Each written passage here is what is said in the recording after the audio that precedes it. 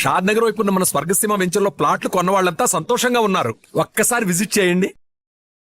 ఎన్టీఆర్ సినిమాలకి ఎందుకు దూరం అయ్యారు? జూనియర్ ఎన్టీఆర్ సినిమాలకు దూరం అవడానికి కారణం అలా ఓపెన్గా అయ్యి ఉండొచ్చు. దాని తర్వాత ఆయన పెళ్ళి అవటం, నాకు పెళ్ళి అవటం, నేను వేరే సినిమాల్లో ఉండి ఇంపార్టెన్స్ లేకపోవడంతో నేను ఈ సినిమాలో చేయకూడదని అనుకోవటం కావచ్చు. ఏదైనా చిన్న గ్యాప్ వచ్చిన మాట వాస్తవం. దానికి చుట్టుపక్కల క్యారెక్టర్లు హెల్ప్ అవుతాయి సార్ బాగా. మన ఆలోచనకి మనకు వచ్చిన ఒక డౌట్ను లేకపోతే మన సెంటిమెంట్లకి ఇది చేయటం, చుట్టూ ఉన్న ఎన్వైర్మెంటు వచ్చే వర్డ్ ఒకటి చెవిలో పడితే తను కూడా ఆలోచిస్తారు, కానీ ఫోర్స్ ఎక్కువ ఉంటే సరేలే అంటారు. ఆయనకి అది లేకపోయినా ఆ చుట్టుపక్కల వాళ్ళు నన్ను కట్ చేసి ఉండొచ్చు. మంచి రిలేషన్ ఉండే సార్ తారక్తో నాకు. మంచి నేను ఆయన ఎలక్షన్లో ప్రచారానికి వెళ్ళినప్పుడు వాళ్ళు వేసిన ప్లాన్ అద్భుతం.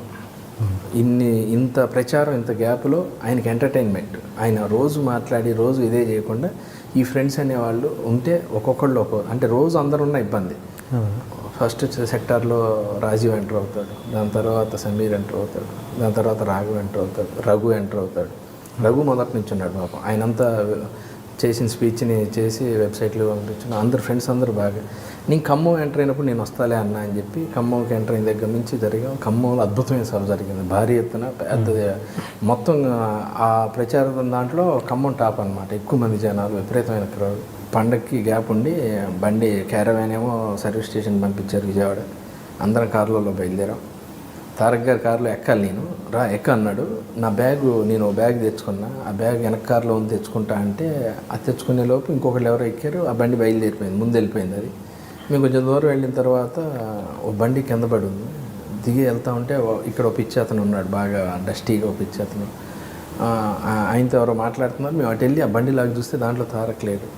ఎవరని చూస్తే ఆ బాగా డస్టీగా పైనుంచి కింద దాకా అసలు గుర్తుపట్టిన విధంగా తారక్ ఉన్నాడు. చూస్తే అదేంటన్నా ఎలా ఉన్నావు అంటే బ్లడ్ వస్తుంది. వెంటనే నా బ్యాగ్లో ఉన్న టవల్ చుట్టారు, మా బండిలో ఎక్కించుకున్నారు. సూర్యాపేటలో మా పెద్దక్క ఉంటారు, వాళ్ళకి ఐడియా ఉంటుంది ఏ హాస్పిటల్ మంచిదని ఐడియా ఉంటుందని వాళ్ళకి ఫోన్ చేసి ఎవరితో చెప్పొద్దు, ఇట్లా చిన్న యాక్సిడెంట్ అయింది, హాస్పిటల్కి వెళ్ళాలంటే పలానా ప్లేస్లో హాస్పిటల్ ఉందంటే వెళ్ళి హాస్పిటల్ని మొత్తం రౌండప్ చేసాను. మేమైతే పేషెంట్స్ కాకుండా మిగతా ఎవరు ఉన్నారో అందరినీ పక్కకు పంపించి ఎవరు తారక్ని చూడగానే డాక్టర్ చేతులు వణుకుతూ ఉన్నాయి ఈ స్టిచ్చెస్ వేయడానికి. వాళ్ళ బ్రదరే ఒక డాక్టర్ ఉన్నాడు, ఆయన చిన్న ఫస్ట్ ఎయిడ్ చేసి అక్కడి నుంచి హాస్పిటల్కి తీసుకొచ్చాం. డైరెక్ట్ కిమ్స్కి తీసుకొచ్చేసారు. కిమ్స్కి ఆ ప్రాసెస్లో ఒక అతను సరదాగా నవ్వుతానో లేకపోతే సెటైర్కి గాను ఒక మాట అన్నాడు అనమాట, నువ్వు అడుగు పెట్టావు యాక్సిడెంట్ అయింది. నాకు కింద నుంచి మొత్తం షేక్ వచ్చింది బాడీ ఒకేసారి. కింద భూమి కదిలింది అంటారు కదా, ఏంది ఎంత మాట అనేసాడు అని నేను తిరిగి రీటర్ అవుట్ ఇచ్చాను. నేను ఉండబట్టే ప్రయాణాలతో వచ్చాడు, నేను లేకపోతే ఏమయ్యేదో అన్నా నేను. అలా అదేమన్నా బహుశా ఆయన దగ్గరికి వెళ్ళిందే, లేకపోతే ఇంకెవరిని ఏమన్నా చెప్పారా, ఎవరో పక్క నుంచి చిన్న. దాని తర్వాత నేను తారక్ గారిని కలిశాను, మామూలుగా మళ్ళీ లొకేషన్లో సరదాగా మాట్లాడాం. మళ్ళీ సేమ్ అదే సరసం ఉంటుంది, అదే ఫ్రెండ్షిప్ ఉంటుంది, కానీ అటాచ్మెంట్ బాండింగ్ అనేది కొంచెం తగ్గింది. ఓకే. ఇక మళ్ళీ నేను చాలాసార్లు మొన్న రామయ్య వస్తావయ్యేవారు, దాని తర్వాత కందిరీగా శ్రీనివాస్ షూటింగ్ జరిగినప్పుడు ఆ లొకేషన్లోకి వెళ్ళాను. దాని తర్వాత నాన్నకి ప్రేమతోనేమో మొత్తం అబ్రాడ్లో చేశారు. జనతా గ్యారేజ్ అప్పుడేమో నేను ఈ షూటింగ్లో ఉన్నాను. అంతే తప్పితే ఓ తెలియని చిన్న గ్యాప్ అయితే ఉంది, అది నేను క్లియర్ చేసుకుంటాను. ఎందుకంటే అతనికి నేనేంటో తెలుసు, తారక్ గారికి నేనేంటో తెలుసు, తారక్ గారి గురించి అందరికీ తెలుసు, నేనేంటి నా ఇన్నర్ ఏంటి అనేది తన క్లోజ్ స్నేహితుడైన రాజీవ్కి తెలుసు నేనేంటో.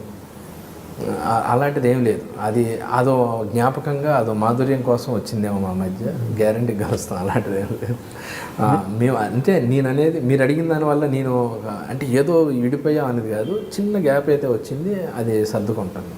నా వైపు కూడా ప్రయత్న లోపం ఉంది, వెళ్ళి నేను చెప్పుకునే విధానం నా ప్రయత్న లోపం కూడా ఉంది. నా బిజీ కావచ్చు, నా కుటుంబం కావచ్చు, నా కూతురు పేరు ఏం పెట్టాలని ఆయనే ఫోన్ చేసి అడిగాను నేను.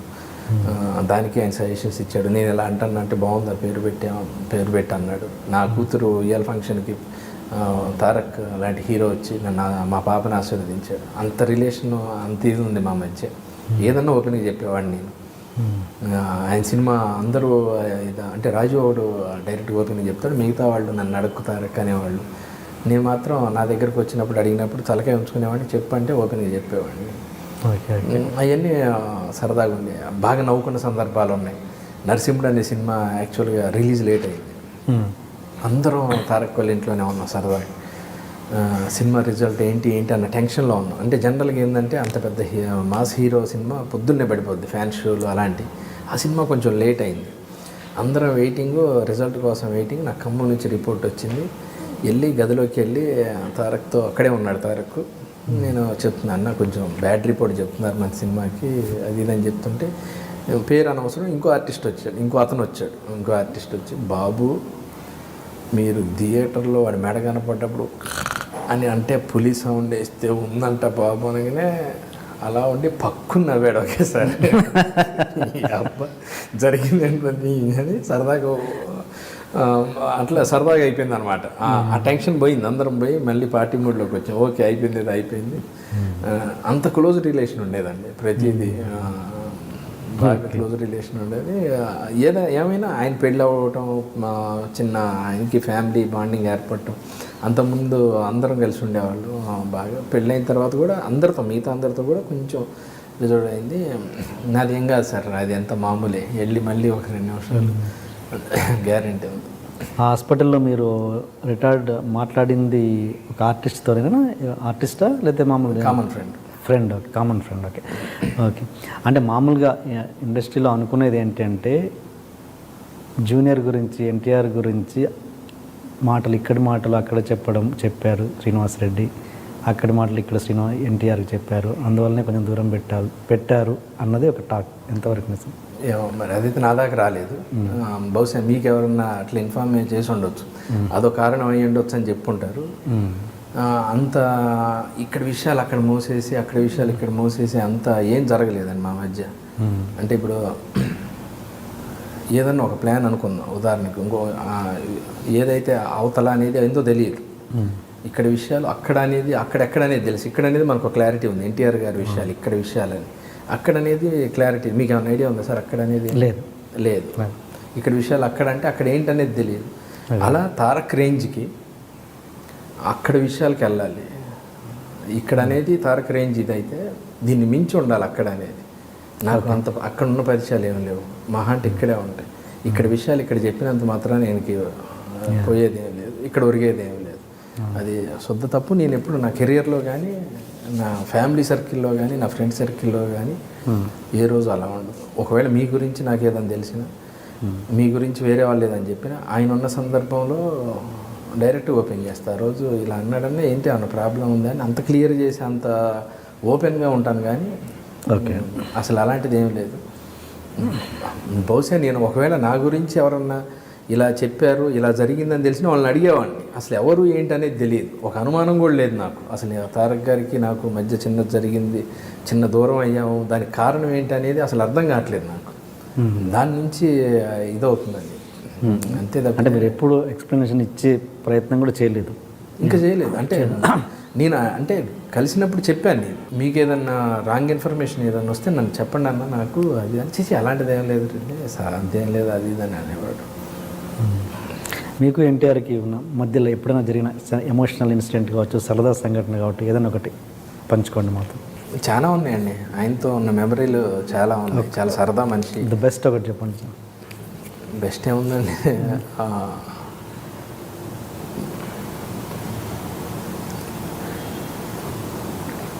యమదొంగలో ఆ సీన్ జరుగుతున్నప్పుడు సర్కిల్ అంతా అక్కడే ఉంది దరిదాపు. నేను లేను ఆ రోజు ఆ లొకేషన్లో.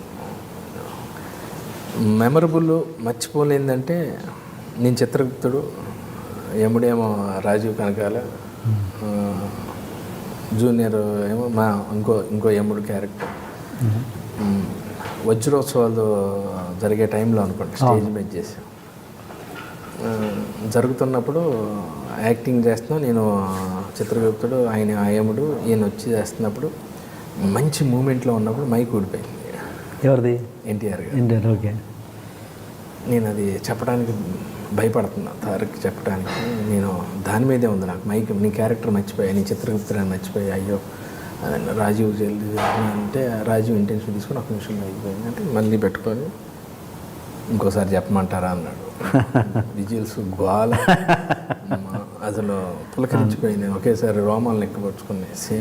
ఒక డైలాగ్, ఒక పాట విన్నాడంటే ఇట్లా సినిమాలో పాట విన్నాడంటే పాట నాన్ స్టాప్ పాడుతాడు. ఆలోచన విధానం టేప్ రికార్డులో పెట్టి ఫార్వర్డ్ బటన్ కొడితే ఎంత ఫాస్ట్ వెళ్ళిపోద్దో అంత ముందు మనకన్నా ముందు ఆలోచిస్తాడు.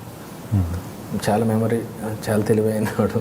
బాగా ఇది అదే నమ్మకం, ఆ నమ్మకమే నాకు గ్యారంటీగా మళ్ళీ వెళ్ళి మాట్లాడితే ఒకసారి కూర్చొని ఓపెన్గా బట్టలు ఇప్పుకొని మాట్లాడితే మనసు ఇప్పుకొని అన్నీ జరిగి చాలా మెమరీస్ ఉన్నాయండి. ఒక ఎపిసోడ్ అవుతుంది. Any emotional thing? చాలా ఉన్నాయండి ఎమోషన్స్. ఆయన లైఫే ఎమోషన్తో స్టార్ట్ అయింది. క్రికెట్ ఆడుతూ ఉండేవాళ్ళం మధురానగర్లో రాజీవ్ వాళ్ళ ఇంట్లో. అంబాసిడర్ కార్ వేసుకొని వచ్చాడు ఒకసారి, అందరినీ సరదాగా రమ్మన్నాడు. లేదులే తారక్ చిన్న పని ఉందని రాజీవ్ ఏదో అన్నాడు. ప్రతి ఒక్కళ్ళు నాకు దూరంగా ఉండాలని చూస్తారని కారు ఎక్కి వెళ్ళాడు. అందరం పోదామని బయలుదేరి వెళ్ళాడు. ఒక అరగంట సేపు చిన్న ఎమోషన్, దాని తర్వాత మళ్ళీ మామూలే. చాలా ఎమోషనల్ మనిషి. స్పందించే హృదయం అంటారు కదా, ఎవరికన్నా ఏదన్నా అయిందన్నా కానీ వెంటనే రెస్పాండ్ అవుతాడు. తన ఫ్యాన్స్కి ఏదైనా జరిగిందన్నా, ఎవరికన్నా ఏదైనా ప్రాబ్లం వచ్చిందన్నా, తనకి యాక్సిడెంట్ జరిగిన ప్లేస్లో సైడ్ అది పెట్టించడం కానీ అన్నీ బాగా ఎమోషనల్గా బాగా ఇది తనకి అన్నీ బాగా తెలుసు. అది ఎలా అయిందండి యాక్సిడెంట్? యాక్చువల్గా అది డీప్ కర్వ్ సార్. తను అంటే ఆ ప్లేస్లో ఇలా ఇలా ఇలా ఉంటుంది అన్నమాట. అప్పటికి మ్యాక్సిమం తీసుకున్నాడు. ఆ టర్నింగ్లో సఫారీ కరెక్ట్గా కట్ అయ్యే టైంకి ఇట్లా కొట్టేసింది. పక్కనే పెద్ద బాగుంది సార్. అంటే దేవుడు ఉన్నాడంటారు. అదే కొంచెం ముందు కట్ అయితే డైరెక్ట్ బావిలో పడేది బండి వెళ్ళి. లోన్ ఇంకా ఉన్నారు, ఇంకొకళ్ళిద్దరు ఉన్నారు. రాజీవ్ రోల్ అయ్యాడు లోన్. ఇంకో పెద్ద అని మా ఫ్రెండ్ ఒక ఆయన ఉన్నారు, ఆయనకు కూడా తనకి దెబ్బ తగిలింది. తారక్కేమో ఇక్కడ స్టిచ్చెస్ పడ్డాయి.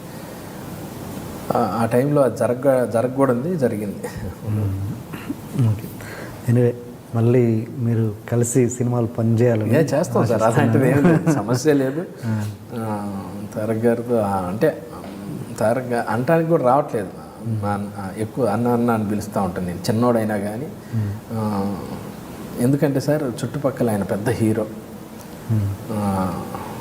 అలా మాట్లాడిన వాళ్ళందరూ కూడా కొందరు ఇదే ఏం తారక్ ఏంటి అన్నోళ్ళు అందరూ కూడా పక్కన కూర్చున్న వాళ్ళే. ఎందుకంటే ఆయన ఇమేజ్ కానీ పబ్లిక్లో మీకు తెలుసు, నేనేంటో నాకు తెలుసు. అయినా కానీ మనం బయట మన ఇద్దరం బాగా ఫ్రెండ్స్ అయినప్పుడు, మనం మామూలుగా బయట ఉన్నప్పుడు ప్రొఫెషనల్లో ఉన్నప్పుడు టీఎన్ఆర్ గారు ఏంటండి అన్న, మీరు శ్రీనివాస్ రెడ్డి గారు అన్నారు, లేకపోతే సారో లేకపోతే అన్నో, నాకన్నా చిన్నోడైనా అన్నా కానీ నేను ఏంటన్నా అది కాదన్నా అంటా ఉంటా, అన్న